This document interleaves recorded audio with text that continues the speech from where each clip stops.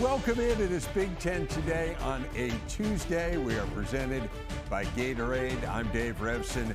We are heading down the home stretch here in college football. We get new CFP rankings tonight. We got 2 weeks of regular season games left, and who better to sort it all out than Yogi Roth, who joins me now. Hello, Yogi.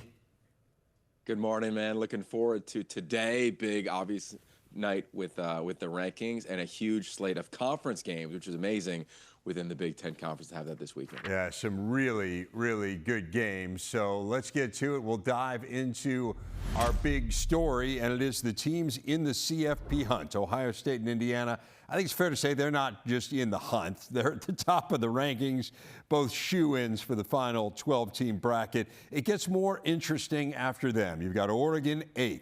The Ducks with 2 tough games left, home against SC on Saturday and then at Washington.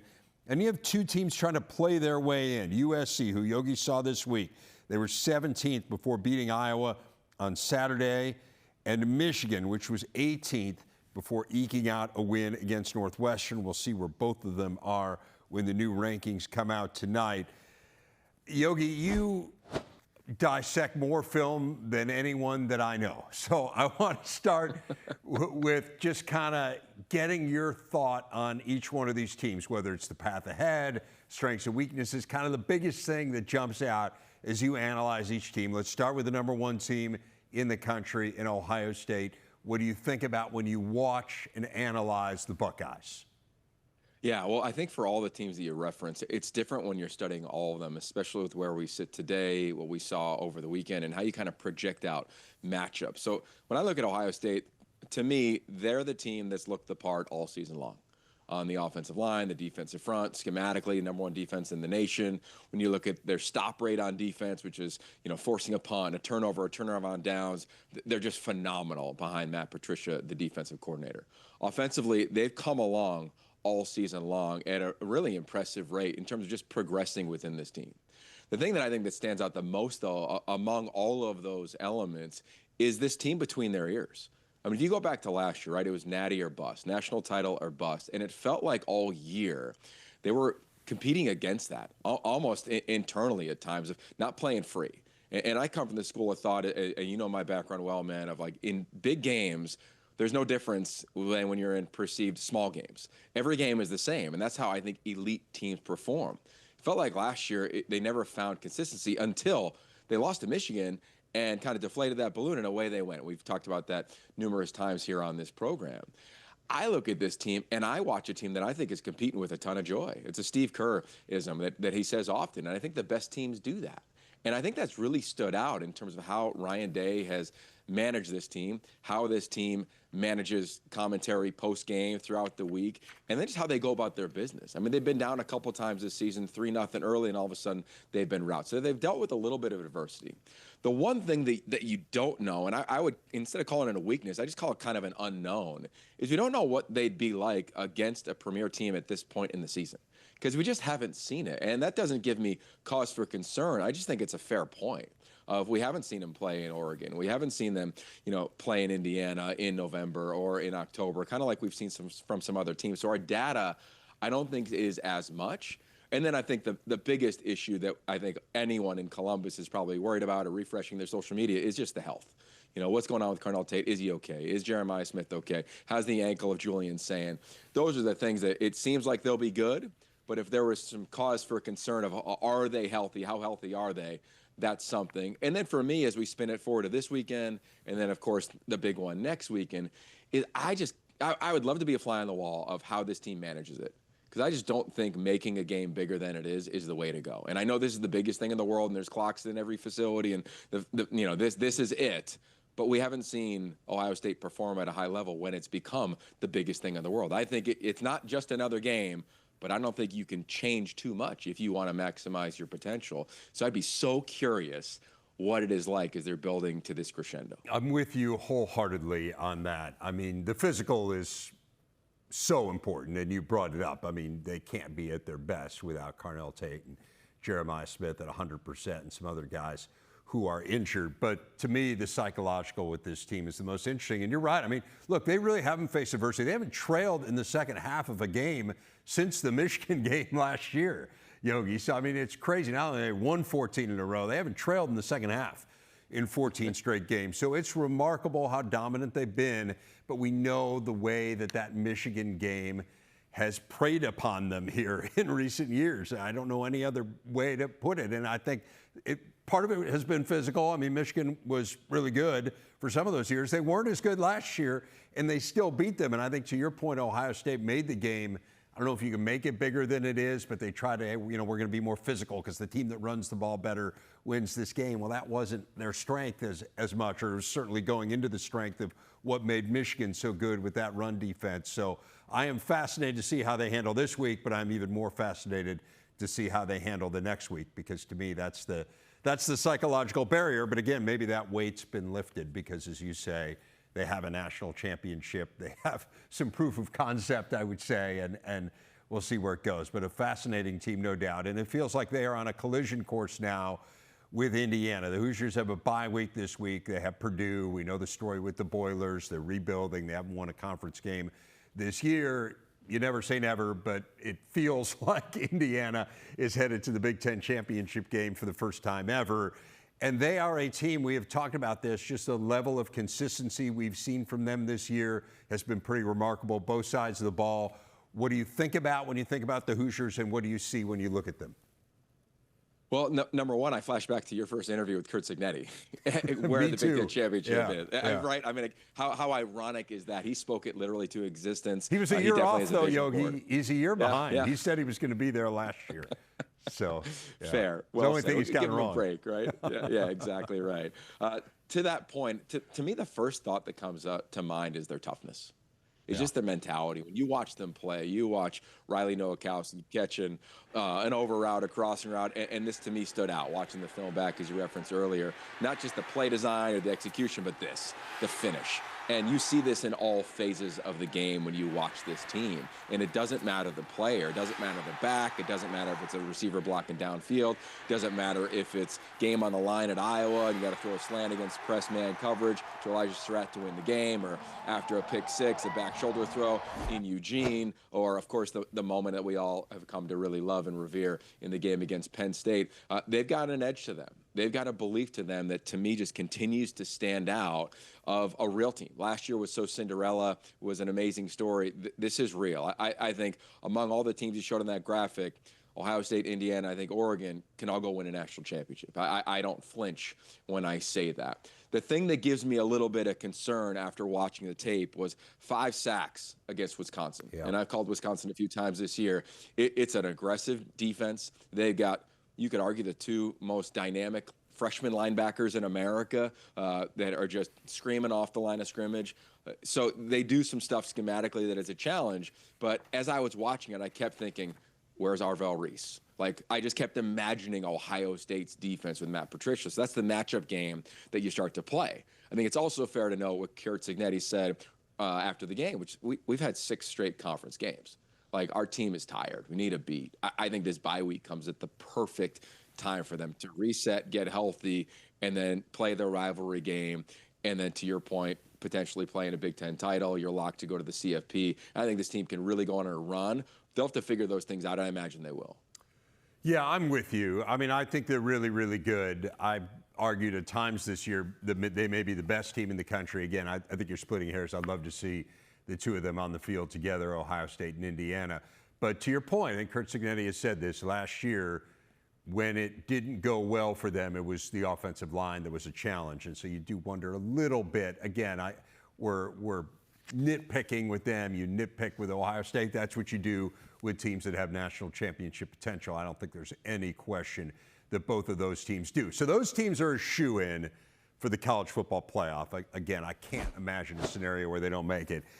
Let's go to Oregon. The Ducks would obviously be in if they win out. It would include 2 really good wins. It would negate what has been the biggest criticism of them, which is the lack of marquee victories. Winning at Iowa is the best of those. But this is a really good team, top 7 in the nation in scoring offense and scoring defense. They have won despite being banged up, which has really stood out to me. Yogi, What do you see when you look at what the Ducks are putting together in terms of a resume and what you see on tape? Well, they got a huge one this weekend, right? They're not playing Samford. They're playing a conference game against USC, and I say that with all seriousness. Yeah. And I'm so curious to see what the committee does around, to me, a weak schedule in the SEC compared to playing 9 conference games at this point of the season in the Big Ten. So to that point, where are they strongest? Strength in numbers. I mean, look what they did over the weekend. They flipped their 2 guards in Dave Ayuli and Emmanuel Pregnon. They get healthy again at right tackle. They don't have their assortment of wide receiver. DeCorian Moore, Gary Bryant Jr. doesn't play, so they play a bunch of tight ends. And Kenyon Sadiq looks like an All-American, that he is, and a first-round pick, that he is. Absolutely dominant performance from him. You look at Dante Moore, 27 to 30, just dominant. Like, look at this, the playmaking ability, the creativity, the way that Will Stein has allowed himself and this offensive staff to say, all right, what do we have? What are our strengths? Let's not get too cute, and let's go do this thing. So I think those are their strengths. Obviously, they want to run the football. They've got a bunch of backs that can do that. I'm a huge fan of their offensive line.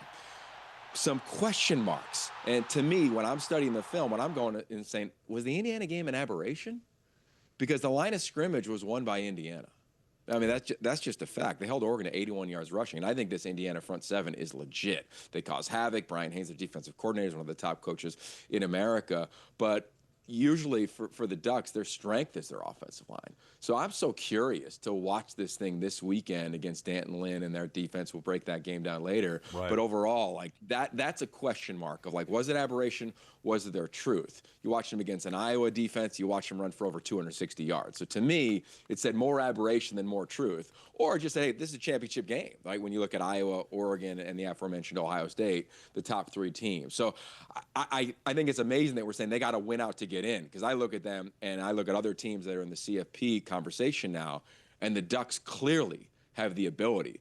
They just have a challenging schedule, and I think it's a benefit to them because they love the test, and we'll see how it shakes out with the Trojans coming to town. A lot of excitement for that one, and then, of course, going on the road in a rivalry game. And again, we'll see.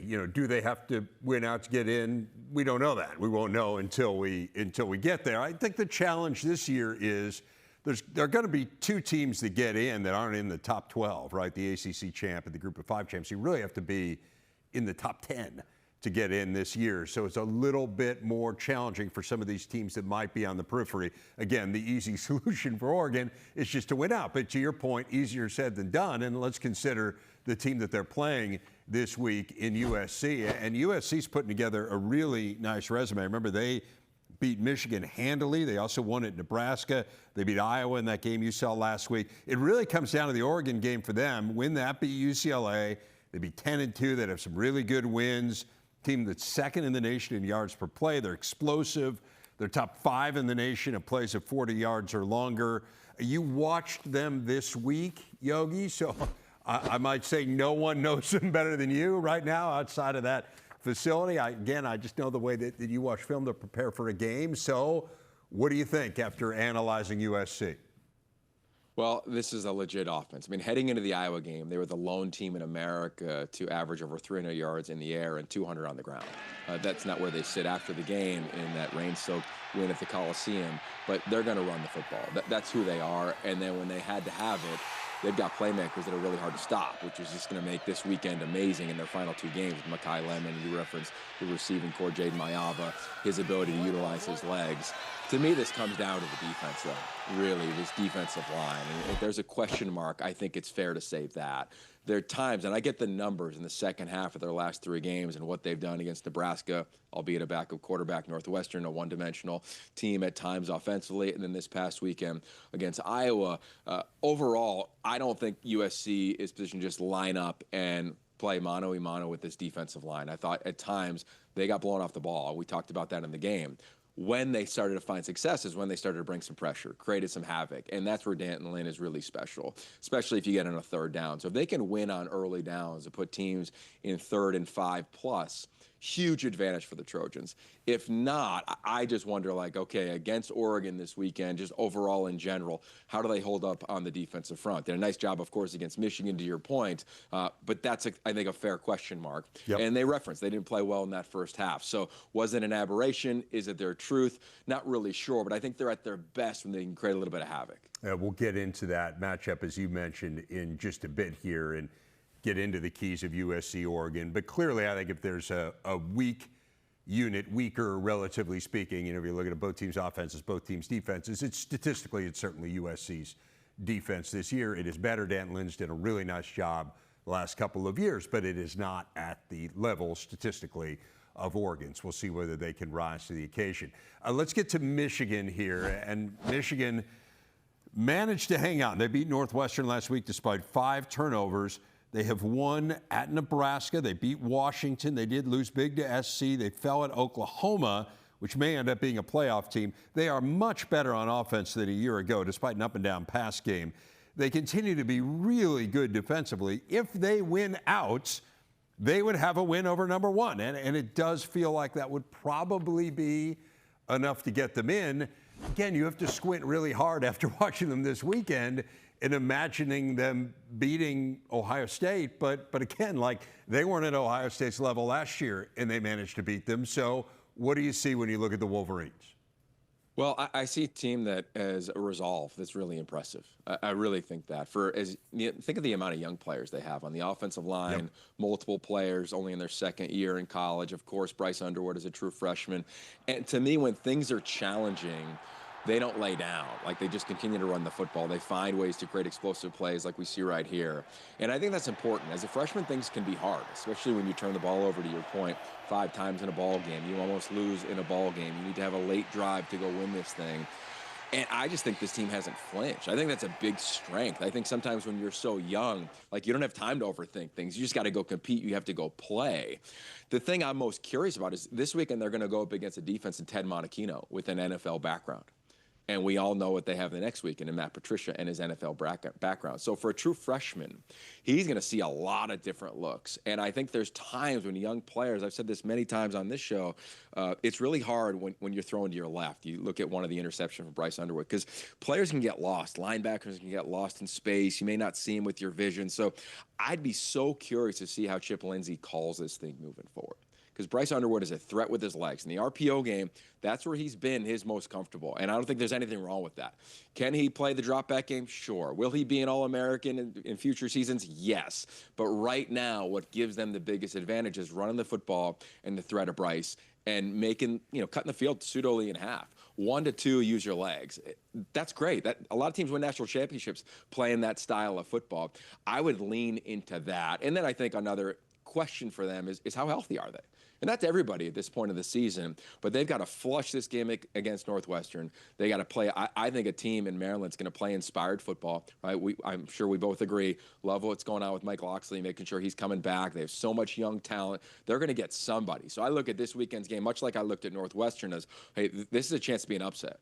Northwestern could get it done. We'll see if Maryland can. But overall for Michigan, this young team cannot look ahead, and this young team has to continue to run the football and not turn it over. And if they win out, or if they just beat Ohio State, to me, you take down the number 1 team in America and you're playing in the Big Ten title, which is a bonus game. How you not in? I mean, I get somebody's going to be out, and who knows what 2-loss team that might be. But I think it's a fair conversation. No doubt. None of this happens in a vacuum. And I think it's kind of impossible to say what this is going to look like, because we don't know the other teams that are going to be in the conversation. But it's pretty clear they would have one of the best, if not the best, win in the country were they to knock off Ohio State. And to your point, to be doing it with the young players who, I mean, you think about the guys who made the biggest plays in that Northwestern game in the last drive, right? I mean, it was Underwood, the incredible sideline catch by Marsh, who's another freshman. You had Kuzdal, who hasn't really played at all, stepping in. I mean, that's impressive for young guys to be able to do that. So to your point, I mean, they might be young, but man, they are really talented. We'll see if it can come together in these last 2 weeks here for Michigan, and they can play their way into that playoff. We're back on Big Ten today. What a game it should be Saturday at Autzen Stadium. You got the Trojans and the Ducks for the 65th time. Figures to be a high-scoring affair, both in the top 7 in the nation in scoring. They're both in the top 3 in yards per play.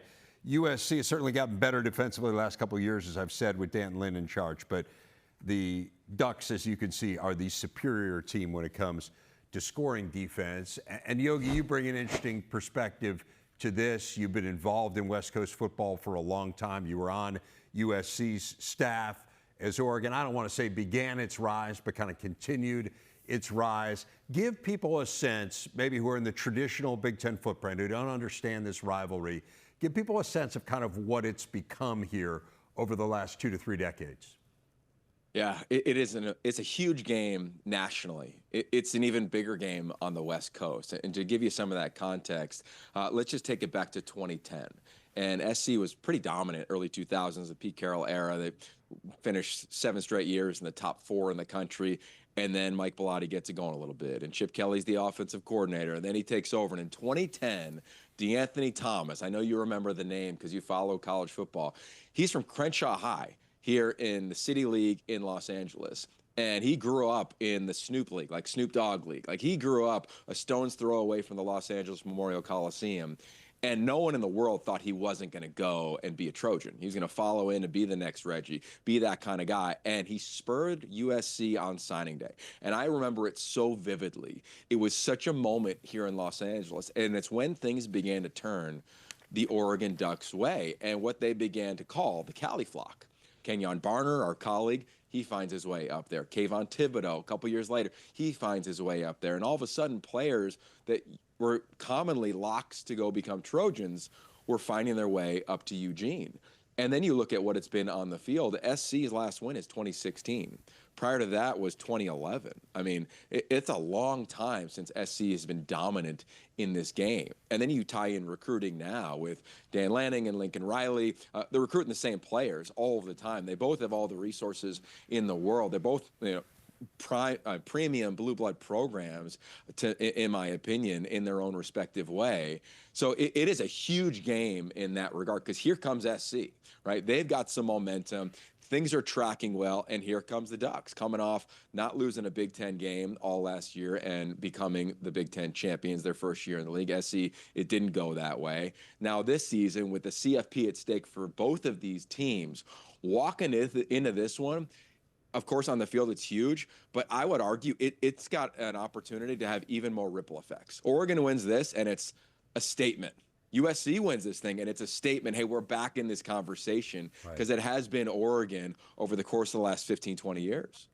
Yeah, it was really interesting to me to see. I mean, USC has won once in Eugene since 2005. I mean, it's really crazy, kind of to your point, that, yeah, I mean, Oregon has just clearly been the superior program here over the last 20 years. So can USC recapture it? I know they believe they can, and Lincoln Riley feels like he's got this team on the right track to do it. We see what their recruiting results have been.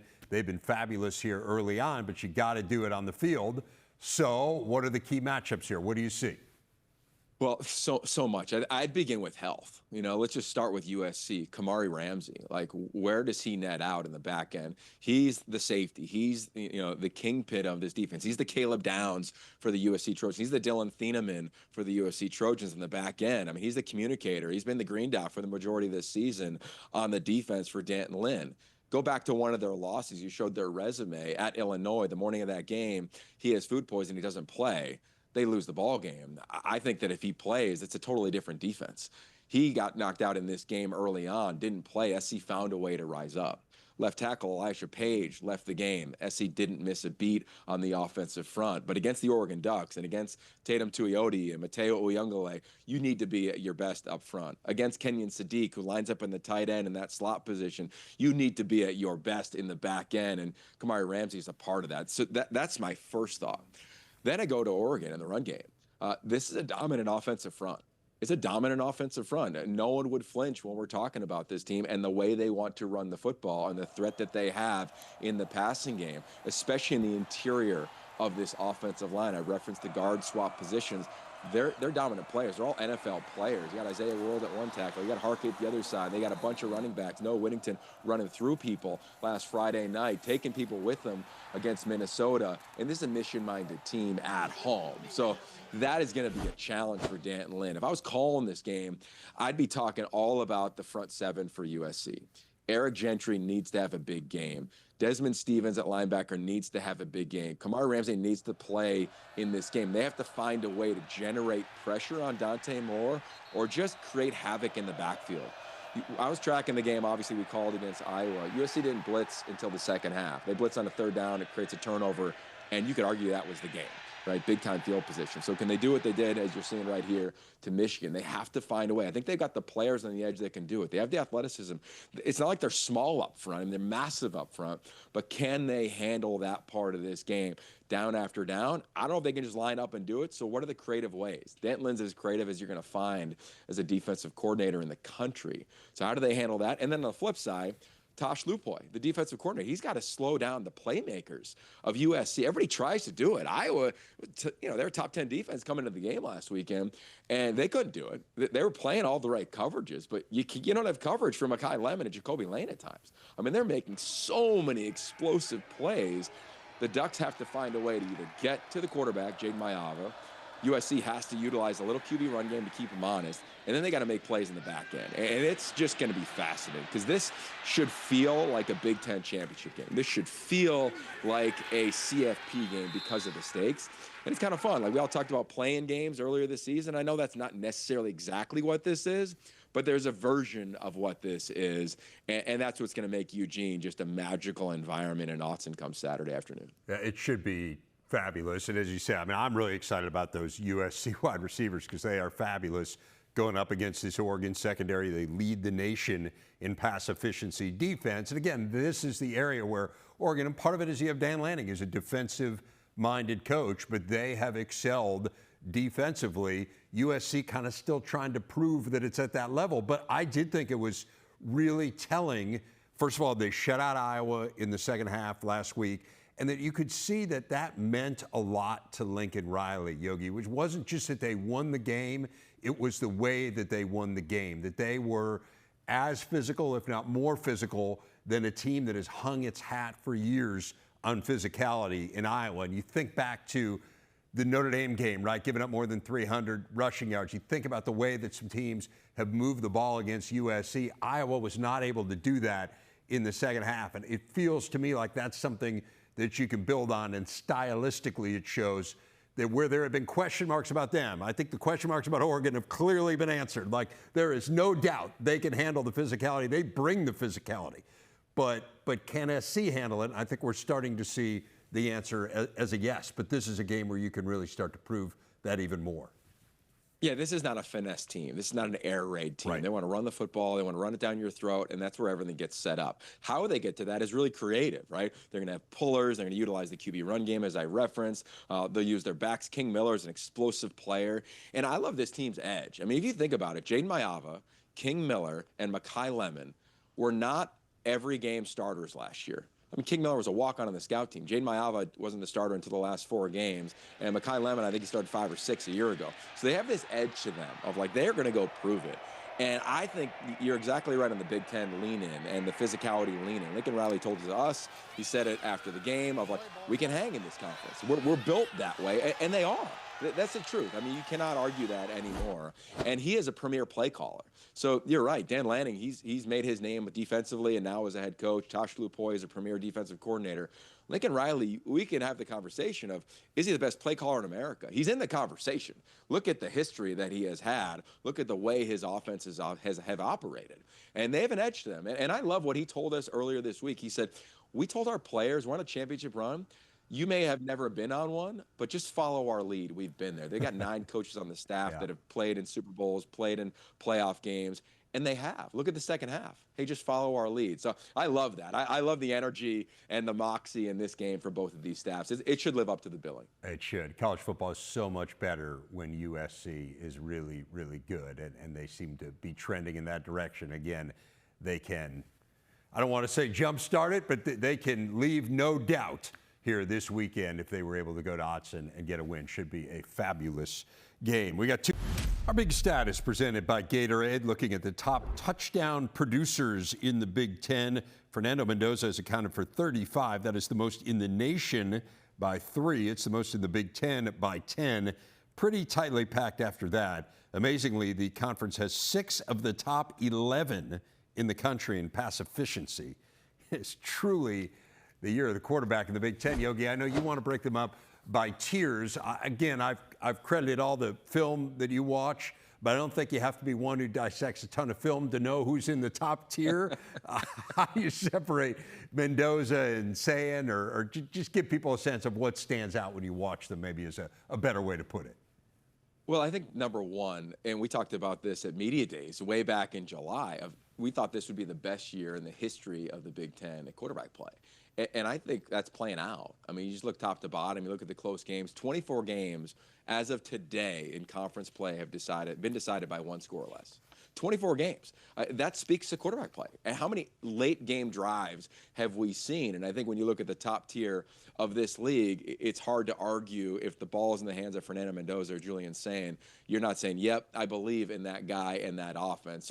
So they're at the top for me. And I know both of us, we talk about the Heisman a lot. These two are in the conversation. How fun would it be if they faced off in a game where they get to kind of watch one another, but they also may get to one-up one another in a Big Ten title game? That'd be pretty fun in Indianapolis in a matter of weeks. It ends up playing out that way. But overall, I think for Fernando, think about what he's done in year one in a system. That's what I think doesn't get enough love. I mean, we've seen quarterbacks win the Heisman year after year. Usually they're in their second or third year in a system. Even when Caleb Williams came to USC and won it, he was with Lincoln Riley at Oklahoma. He knew the system. To watch Fernando do this has been amazing. And then for Julian to be in a quarterback competition and then to kind of be brought along as the year has gone on and be open to that and checking the ball down, and then boom, throwing it that deep down the field with his accuracy and precision has been impressive. So they're at the top. The next tier is kind of fun to look at because these are some of the guys that have been around a little bit, right? They've played some football a little bit within their system or overall in college football. And I look at Dante Moore as a guy who if he plays well these next 2 weeks, who knows what happens in his conversation, right? We don't know what New York's going to be. We don't know every invite that's going to be there. But if he puts it on SC and completes 90% of his passes, then again against Washington, be hard pressed to not put him somewhere on a ballot just the way he has played. Demond Williams, I'm going to see him this weekend, just really dynamic when you look at what he can do with his legs. To me, he's a triple threat, right? He's a guy who can beat you with his arm, he can beat you with his mind, he can beat you with his legs. I mean, he's really dynamic for Jed Fish. And I think we have to talk a little bit about Luke Altmaier. You heard Brett Bielema talk about earlier this week of late in games. It talked about these one-score games. He's been special his whole career. He talked about his ability to next level and what scouts are going to drill over is his discernment late in games, his decision-making, where the ball goes. And I would agree. I mean, I think every quarterback has to have a unique trait. That's his. It's been really special to watch that. And I think he kind of round out some of the vets. You know, it's been fun to watch Ethan Kaliak-Manis throughout this season. Hopefully we see Nico Iamaleava come on back. But then when I look at some of these young guys, like, you know, Demond Williams, only a redshirt freshman. How about Drake Lindsey, redshirt freshman? He's somebody to think about for next year. Look out. And then, of course, the true freshman in Malik Washington and Bryce Underwood. It's been fun to watch these guys grow. It hasn't been perfect. At times it looked easy. At times it looks really hard, like, oh my God, I'm in college, this isn't high school. And that's just the growth of the position. And I think this league is so well positioned at quarterback that next year, the year after, I mean, this thing is not going to slow down in the Big Ten, which makes it fun for all of us that love the pass game. It's so unusual to see true freshmen be starting quarterbacks in major college football because it's just so tough to acclimate. And again, to see two of them doing it this year in the Big Ten and doing it as well as they're doing. We were talking about Bryce Underwood and the big throws he had to make with serious game pressure on him in that game against Northwestern. Malik Washington, we've seen put up really good numbers. Drake Lindsey, as you mentioned, redshirt freshman, but still thrown into the fire for the first time. Now, it has helped a lot of these Big Ten quarterbacks that they have fantastic wide receivers, and you can't have great throw games without both halves of the equation. That's just not our opinion. It is the opinion of those who are handing out the hardware. This is the Biletnikoff Award semifinalist. The nation's top receiver gets this award. You've got two Hoosiers, Omar Cooper, Elijah Surratt, two Buckeyes, Jeremiah Smith and Carnell Tate, plus USC's Mekhi Lemon. So that is 5 from the Big Ten. There are 13 on that list. Let's start with Smith and Tate here, and I know you'll get some arguments from other Big Ten schools. Again, Indiana's got 2 guys on this list. I think USC can make a similar argument as well with 2 great wide receivers, but there's certainly a school of thought the Buckeyes have the best wide receiver tandem in the country. What do you see when you see Smith and Tate? Well, they're dominant. And I'll just say this, and as an addendum, I thought Denzel Boston should have been on that list for Washington. He's been absolutely dominant.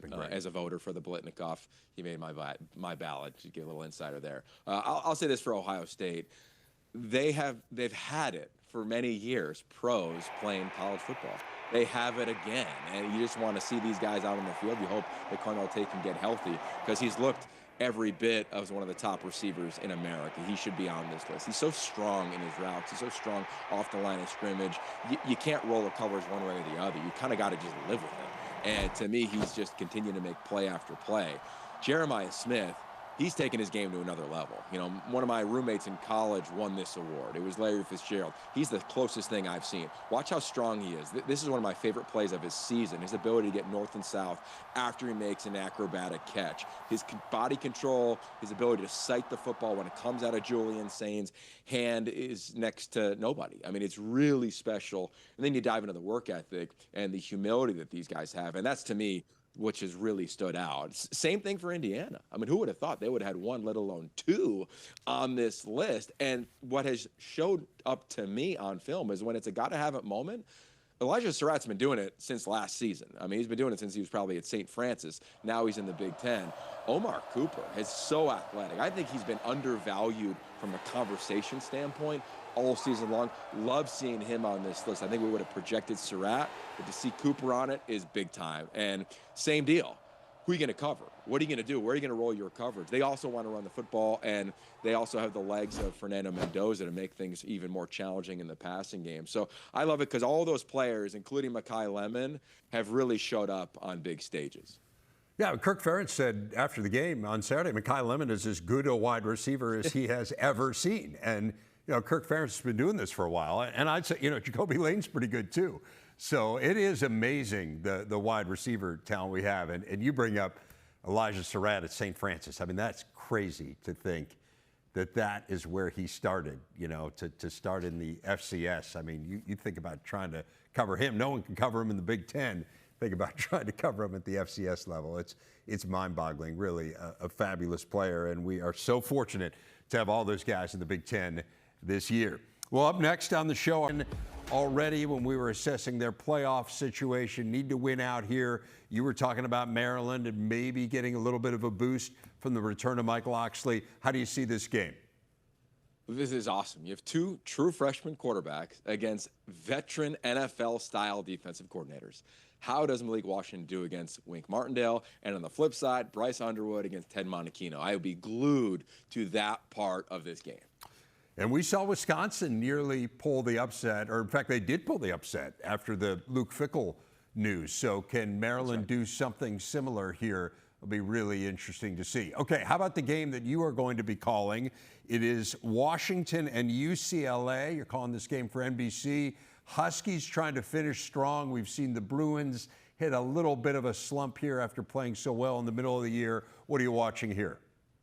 Oh, this one's interesting. I mean, their storylines and the matchups are great. Storylines, Jed Fish was one time the interim head coach when Jim Mora was let go at UCLA, against now the current interim head coach in Tim Skipper. I just want to give Tim Skipper a ton of credit for what he's done in his short time at UCLA. So that's kind of fun off the field. On the field, hopefully Nico Iamaleava can play and Damon Williams will play. Will he be throwing to Denzel Boston? Will he be handing it off to Jonah Coleman? What will the offensive line look like? Like, I think we have an opportunity for a banger on Saturday night at the Rose Bowl. So a lot of storylines that will play throughout that one, but the quarterbacks, I think, lead the way. Yeah, should be a really compelling one there. And as you said, I mean, for Washington to do what they did last week and do it without Jonah Coleman, without Denzel Boston, really impressive. We'll see whether or not those guys are back. Finally, Nebraska going to Happy Valley, taking on Penn State. Nittany Lions need to win out here to make a bowl game. Nebraska trying to pick up even more momentum despite having a backup QB. Biggest key in that one. Well, cue up the Matt Rule headshot from back in the day when he was a player. Yeah. Right? I mean, that's definitely going to happen on the broadcast. Yeah, I look at this one as like we thought this was a CFP type of game. Obviously, that's not how it's played out for either team. You got backup quarterbacks. But I'm so curious for Penn State and Terry Smith, another interim head coach. Him getting carried off the field last week was just amazing. If you love football, if you love humanity, I mean, you couldn't help but lean into that moment. They got to win out if they want to go to the postseason.